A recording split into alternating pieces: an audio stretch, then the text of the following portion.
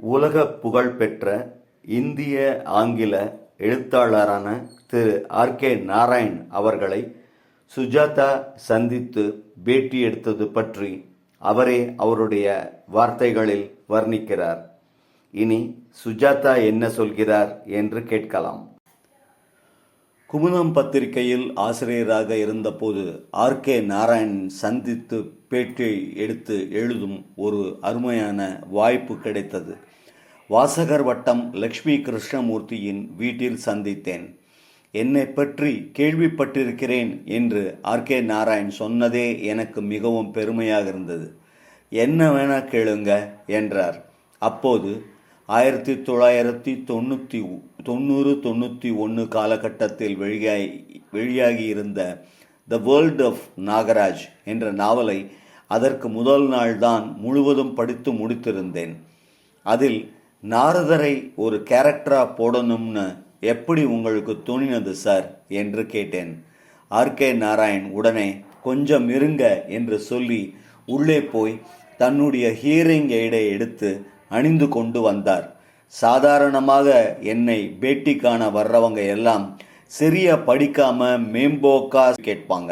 உன்னிப்பா கேட்டு பதில் சொல்லணும்னு எனக்கு அப்போது அவசியம் வராது.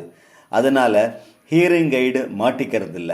இப்படித்தான் டைம் பத்திரிகையிலிருந்து ஒரு இளம் பெண் வந்து நான் என்னவெல்லாம் எழுதியிருக்கேன்னு என்னையே கேட்டுட்டு என்கிட்டயே ஒரு புத்தகம் வாங்கிட்டு போய் என்னையும் ஒரு பழைய நாற்காலியையும் எடுத்துக்கிட்டு மத்தியானம் நடு வெயில்ல மெரினாவில் போய் போட்டு என்னை உட்கார வச்சு ஃபோட்டோ எல்லாம் எடுத்து ரொம்ப பாடா படுத்தினான். நீ கேட்குற கேள்வியை பார்த்தால் நீ என் புத்தகங்களை தீவிரமாக படிச்சிருக்கேன்னு தெரியறது. எனவே உன் கேள்விகளை உன்னிப்பாக கவனிக்க விரும்புகிறேன் என்று சிரித்து கொண்டே சொன்னார். இனி ஆர்.கே. நாராயண் பற்றியும் அந்த பேட்டியை பற்றியும். ஆர்.கே. நாராயண் ராசிபுரம் கிருஷ்ணசுவாமி ஐயர் நாராயணசுவாமி என்பது அவருடைய ஒரிஜினலான பெயர். அவர் எழுதி மிகவும் புகழ்பெற்ற நாவல்கள் பல இருந்தாலும் மிஸ்டர் சம்பத் என்ற நாவல் மிகவும் புகழ்பெற்று இன்றளவும் விளங்குகிறது. இது திரைப்படமாகவும் வந்தது. மிஸ்டர் சம்பத் படம் ஹிந்தி மொழியில் எடுக்கப்பட்டாலும் அதை தயாரித்தவர் நம்முடைய எஸ்.எஸ். வாசன். தன்னுடைய ஜெமினி ஸ்டுடியோ மூலம் தயாரித்த இந்த படத்தில் மோத்திலால் என்பவர் மிஸ்டர் சம்பத் பாத்திரத்தில் நடிக்க, அவருக்கு ஜோடியாக மிஸ் மாலினி பாத்திரத்தில் பத்மினி நடித்தார். இதை இயக்கி வரும் எஸ்.எஸ். வாசன் தான். ஆர்.கே. நாராயணின் இன்னொரு பிரசித்தி பெற்ற நாவலான கெய்டு என்பது 1965 திரைப்படமாக ஹிந்தி மற்றும் ஆங்கில மொழிகளில் வெளியானது. இதை ஹிந்தியில் இயக்கியவர் விஜய் ஆனந்த். வஹிதா ரஹ்மானுடன் ஹிந்தி திரைப்படத்தில் இணைந்து தேவானந்த் நடித்து அந்த படத்தையும் தயாரித்தார். ஆர்.கே. நாராயண் 1958 எழுதிய நாவலான த கெய்டு என்ற நாவலை அடிப்படையாக கொண்டு ஹிந்தியில் தயாரிக்கப்பட்ட த கெய்டு திரைப்படம் ஒரு சுற்றுலா வழிகாட்டியான ராஜ், அதாவது தேவானந்தையும், மற்றொரு பணக்கார தொல்பொருள் ஆராய்ச்சியாளரான அவருடைய மனைவி வஹிதா ரஹ்மான் பற்றியும் உள்ள கதையை விவரிக்கிறது. இந்தோ ஆங்கில புனைக்கதைகளில் மறக்க முடியாத சில கதாபாத்திரங்களான முரட்டுத்தனமான திரு சம்பத் மற்றும் ராஜு தி கைடு ஆகியோரை நீங்கள் உருவாக்கியுள்ளீர்கள். அவை உண்மையான கதாபாத்திரங்களா, கற்பனையின் கலவையா? ஆர்.கே. நாராயண்: மைசூரில் ஒரு உண்மையான திரு சம்பத் இருக்கிறார். அதே பெயர், அதே அளவு, அதே வடிவம். அவர் ஒரு பிரிண்டிங் பிரஸ் நடத்தி வருகிறார். உண்மையில் 1940களில் நான் வெளியிடும் காலாண்டு இதழை அச்சிடுவார். உண்மையில் நான் அவருடைய பெயரை பயன்படுத்துவதற்கு, அவருக்கு பிறகு அந்த பாத்திரத்தை உருவாக்குவதற்கும் அவரிடம் அனுமதி கேட்டுதான் செய்தேன். அவர் அதை அறிந்து மிகவும் மகிழ்ச்சி அடைந்தார். அவர் இப்போது தன்னுடைய கதாபாத்திரம் மூலம் உலகம் முழுவதும் அறியப்படுகிறார். அமெரிக்கர்கள் அவரை மிஸ்டர் சாம்பேட் என்று அழைக்கிறார்கள். நிச்சயமாக மோத்திலால் மிஸ்டர் சம்பத் கதாபாத்திரத்தில் நடித்த கதையில் எடுக்கப்பட்ட ஹிந்தி படம் மோதிலாலையும் ஒரு படி மேலே உயர்த்தியது என்பது உண்மை. அதேபோல த கைடு கதையில் வரும் ராஜு கதாபாத்திரம் மைசூரில் வந்த வறட்சியின் உண்மையான கதையை அடிப்படையாக கொண்டது. அங்கு மக்கள் செய்த பிரார்த்தனைகளின் விளைவாக மழை பெய்தது. மற்றவை நிச்சயமாக கற்பனைதான்.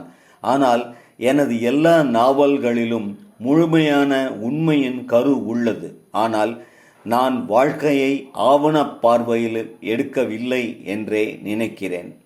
ஒவ்வொரு மருத்துவருக்கும் நோயறிதலுக்கு வெவ்வேறு வழிமுறைகளை கண்டறிவார்கள். அதுபோலவே ஒவ்வொரு எழுத்தாளரும் தனது கலையை வளர்ப்பதற்கு அவரது சொந்த கோட்பாடு, முறை மற்றும் நடைமுறை உள்ளது என்றே நினைக்கிறேன்.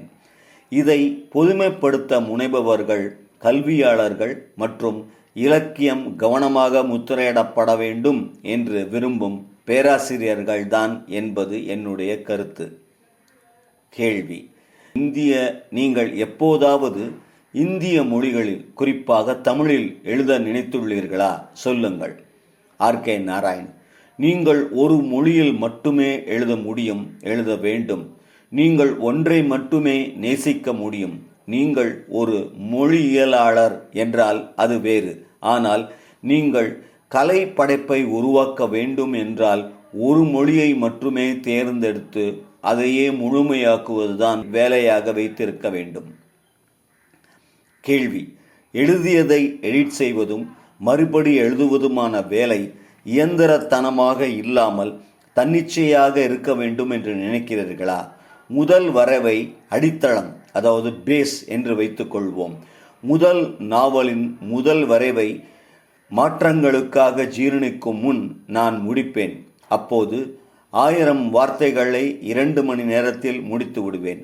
என்னுடைய குழப்பமான கையெழுத்தால் திருத்தப்பட்ட கையெழுத்து பிரதிகளை தட்டச்சு செய்யும் வேலையை மெட்ராஸில் உள்ள என் பேத்திக்கு அனுப்புவேன். ஏனென்றால் அவள் மட்டுமே என் கையெழுத்தை புரிந்து கொள்வாள். இறுதியாக நான் 3வது வரைவை டிராஃப்ட் செய்கிறேன். அதுவே முழுமையான பதிவாக இருக்கும். கேள்வி: உங்களை எப்படிப்பட்ட நாவலாசிரியர் என்று வர்ணிப்பீர்கள்? ஆர்.கே. நாராயண்: கதை மட்டுமே முக்கியம், அவ்வளவுதான்.